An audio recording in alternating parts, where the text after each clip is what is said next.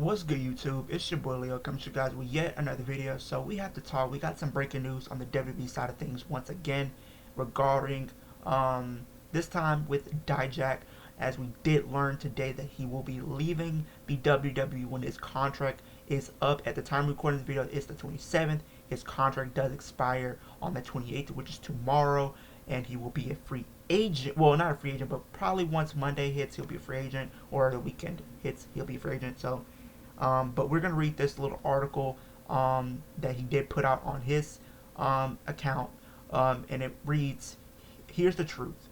WWE never negotiated with me. We attempted to negotiate and they stonewalled us. They never gave me a single offer.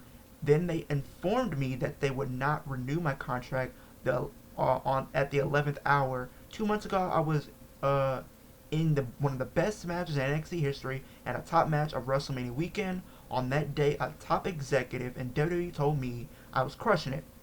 I was slated to feud for the NXT title, but I got called up to Raw instead. I consistently outperformed everyone's expectations, especially throughout 2023 and early 2024.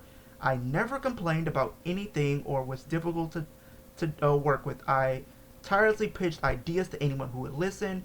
As recently the day before I was notified, I never once missed a booking, and I was injured one time in 7 years for 3 months. I'm thankful, disappointed, but also excited. This has lit a little fire under me, and to relentlessly prove myself to the world. All I ever wanted was a fair shot, and now I have the opportunity to go out and take it. That's enough talk. Now it's time to do or Dijak. My last day under WWE contract is June 28th, 2024. Bookings, interviews, book Dijak@gmail.com. Get ready to feast your eyes.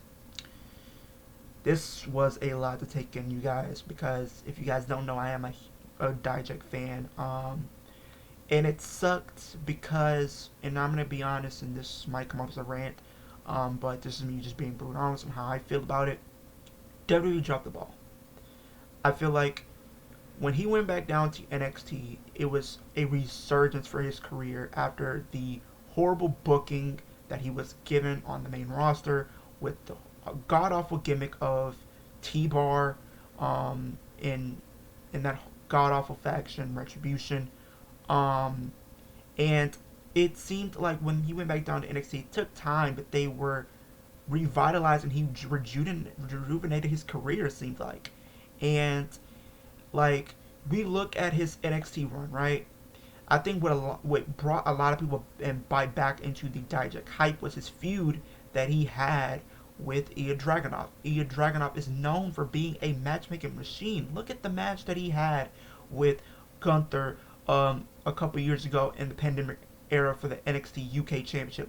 Like, if for anybody who knows me, that is one of my favorite matches. That is literally my favorite match of the pandemic era.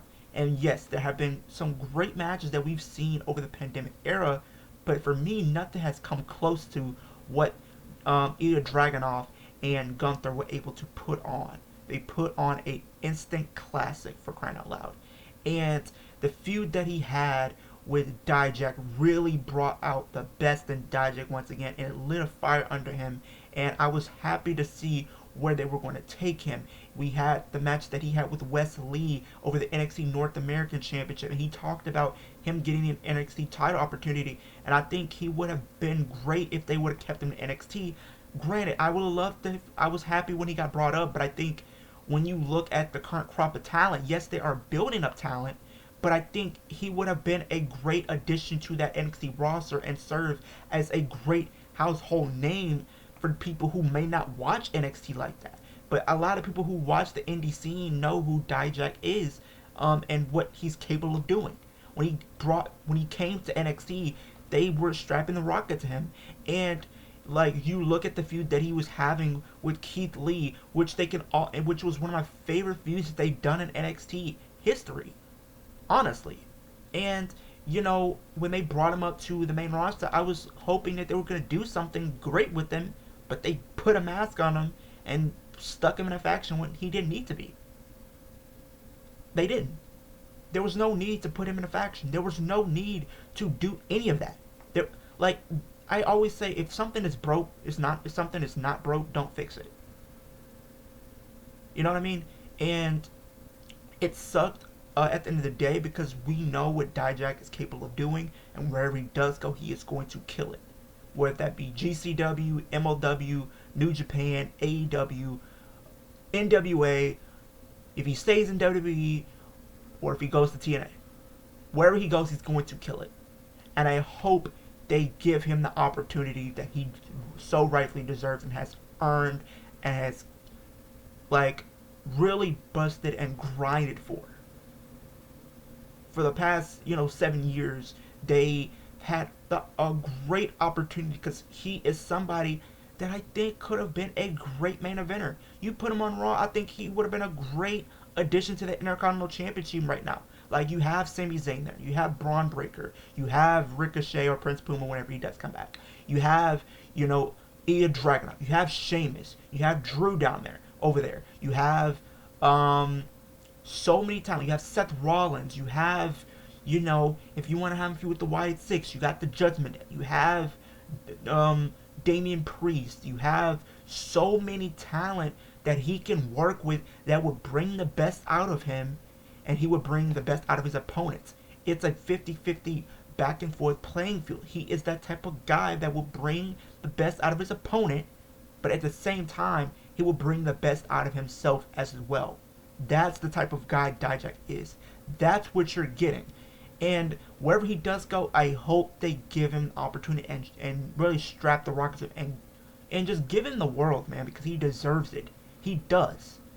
And I don't understand why WWE does this, where they wait till the last minute and then want to re-sign somebody. Like, I remember there was a time where you would have somebody be in the company, and before their contract expires, they offer him a contract to renew.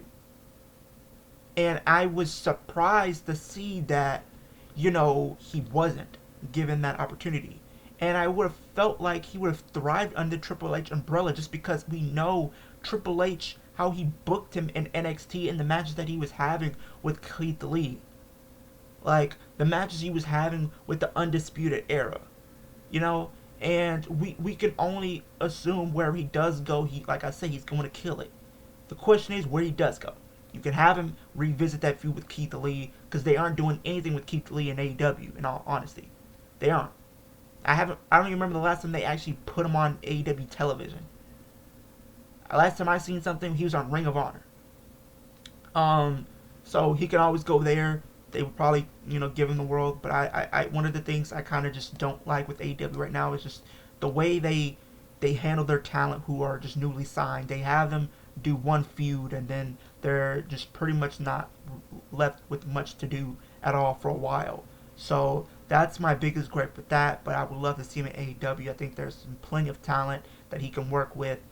TNA is the place that I think he definitely should go. Like, look at the feuds and the matches that he can have with the likes of Moose, Speedball Mike Bailey, Kushida, Josh Alexander, Alex Hammerstone, Mustafa Ali, just to name a few. Joe Hendry. The list goes on and on. Like, this is a guy that I think if he went to TNA, they would strap the rocket to him, and they would definitely, do right by him. I think he has all the tools to thrive and have all the tools to be a main event player. He really is. He can go to TNA. You can put him in he could be a heel. He can be a face, because he's just a cool, guy, relatable guy. He can play both roles to the best of his ability.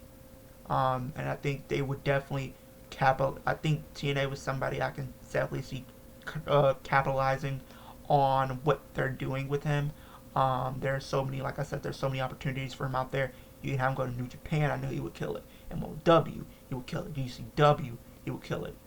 I don't know about NWA, but if he went there, I'm pretty sure he would kill it. I'm pretty sure he would kill it too. So, WWE, like I said, dropped the ball on this one. That's their loss. Maybe they will try to re-sign him. We'll see. But as far as it stands right now, he is leaving the WWE. As far as I'm concerned, if they have any updates, I will be bringing it to you guys. But comment down below, let me know how do you feel about Dijak leaving the company. Where do you guys think he will end up? What some matches that you would like to see him have in the future, wherever he does go. Let me know in the comment section down below. We'd love to get your thoughts and opinions on that. We're on the road to 250 subscribers, but the ultimate goal is 10K. When I do get to 10K, I will do a giveaway with one of you lucky fans. Will have the opportunity to win a WWE Championship from WWE Shop, so you will have the opportunity to start your collection, add to your collection, whatever the case may be. Subscribe to the channel. It's absolutely free. Super kick that like button, helps my channel gets pushed across the platform so more people can see what I'm doing over here on YouTube. Superman punch that post notification bell to know every time I post a new video, whether it's a reaction video, rant video, live stream, breaking news video, any type of video. You can be in a loop of things when I do drop that video. But with that being said, that is the end of the video. Make sure I hope everybody has a great day, a great week, and I'll see you guys in the next one.